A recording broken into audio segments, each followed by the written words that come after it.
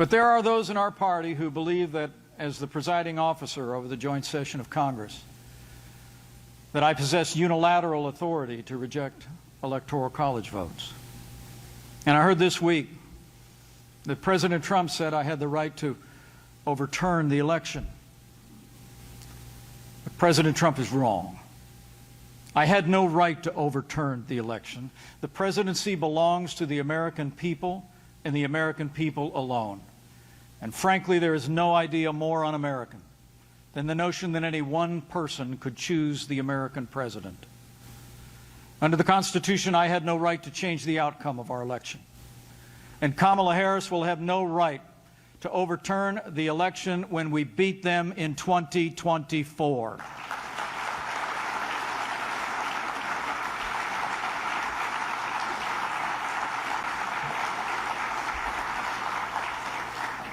Look, I understand the disappointment many feel about the last election. I was on the ballot.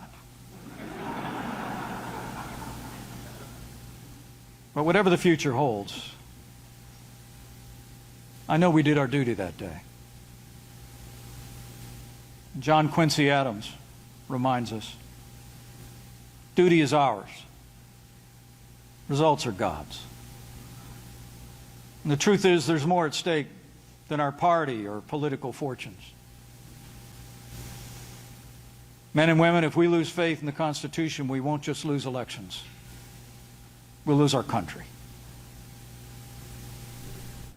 Well, that was monumental. The former Vice President, Mike Pence, there saying something that we have not heard him say before. President Trump is wrong. I had no right to overturn the election. We have not heard, as you said, Vice President Pence speak, I think, this fulsomely, this strongly about, I mean, we know that he had at one time what he considered a close relationship with President Trump, and he rarely speaks against the president. And to hear him say President Trump is wrong, and it was also interesting, the setting, the Federalist Society, they didn't boo, there was silence, but they are applauding him at other parts where he's talking about his allegiance to the Constitution. Yeah, he certainly got an applause line when he said that Kamala Harris will have no right to overturn the election when we beat them in 2024. But I'd love to know some color inside the room, what the reaction was when they heard that from the former vice president. Let's bring in now CNN chief political analyst Gloria Borger, Bill Kristol, editor-at-large of The Bulwark. He is the director of Defending Democracy Together, and CNN political commentator Margaret Hoover, host of PBS Firing Line. Gloria, first to you. Now hearing this 13 months after the former president said that he indeed had the right to overturn the election. The significance of hearing this from Mike Pence. Well, it's enormous. This is the first time we've heard the former vice president say directly that his former boss, whom he supported for his entire term, and say, the president is wrong. I had no right to do what he wanted me to do, and so I didn't do it. Instead, I adhered to what the Constitution told me to do. And he used Justice Scalia and said, quoted him and said, our elections are run by the states, not by the Congress. And I think it's remarkable. And, the question I have, and of course it was a more receptive audience at the Federalist Society than it might be among some in the Republican base. But I think this is a rift with Donald Trump. It is now broken. It is not going to be repaired. He has decided to go his own way. And the question I have really is whether it means he's actually going to run or whether it means he's actually decided not to run and doesn't really have that concern as much about the Republican base. So we'll just have to see how it plays out, but it is remarkable. It is the first time we have really heard the former vice president say anything more than, well, we don't see eye to eye on that day. Bill, he went even further. He said the presidency belongs to the American people and the American people alone. Frankly, there is almost no idea more un-American than the notion that any one person could choose the American president. Bill, what do you think of this moment? as you are, Allison. Well, I'm glad Mike Pence said it. I'm withholding. I'm curious to see what he now says. Would he support Donald Trump if Donald Trump is the Republican nominee in 2024? For me, that's the core judgment, the core line that these people have to cross or stop at, depending on how you want to think of it. Liz Cheney has said Donald Trump should not be president again. If you're not willing to say that, you can distance yourself. You can get some, try to lay the groundwork for your own campaign by making clear now that so much more has come out, by making clear that what Trump did was unacceptable.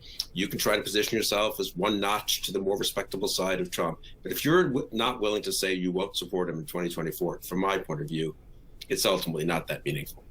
Margaret, let me read two more lines here from the former vice president and then get your thoughts. He also said that, I also share the concerns of millions of Americans about irregularities in the elections in several states, but those issues were resolved by our courts and our states. And then he went on to say, the truth is there's more at stake than our party or our political fortunes. If we lose faith in the Constitution, we won't lose just elections, we'll lose our country. Your thoughts on what we heard from Pence? Look, I have believed for some time that Mike Pence was the unsung hero of January 6th, along with the police officers who fought on those front lines. And Mike Pence deserves a lot of recognition for doing exactly what he should have done, upholding the Constitution against enormous winds coming in his direction on that day. But what he just did today is as powerful because he is standing up for the Constitution in a party that has abandoned it. And he is giving hope and light to people who believe that there can be an opposition party to the Democrats that still believes in the Constitution. And what Mike Pence is doing here, I think, is drawing a line in the sand, saying, Trump, you're on one side, and I'm on the other. And that has enormous consequences, both for the country. It's enormously important that the former vice president says that about January 6th, enormously important. But it also has personal political consequences for a man who has always wanted to be president and by all accounts continues to aspire to the presidency in 2024. Bill Kristol's right. He has to say Donald Trump deserves to be nowhere near the presidency, but he has essentially just drawn a line in the sand and put himself opposed to Donald Trump, which is, as we all know, exactly where the base of the Republican Party is. They are with Trump. They are not with what Mike Pence just said. They disagree with Mike Pence. So what does that mean for the future of the Republican Party? Yeah, go ahead, Gloria. And what does it mean? And what does it mean for Mike Pence's political future?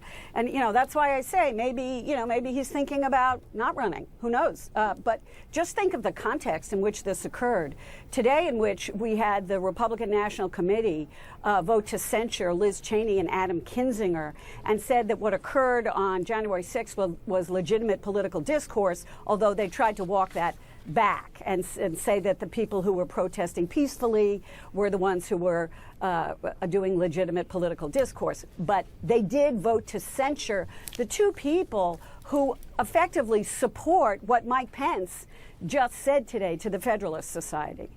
So I think Bill is right. I think, you want to take this a step further, but I do think that this is hugely important because Mike Pence has just gotten a divorce from Donald Trump. I mean, Trump has been at him for the last few weeks, saying the January 6th committee should investigate the former vice president. And I think Pence, uncharacteristically, I might add, gave it right back to him today and said, no, I follow the Constitution. You're wrong. I'm right.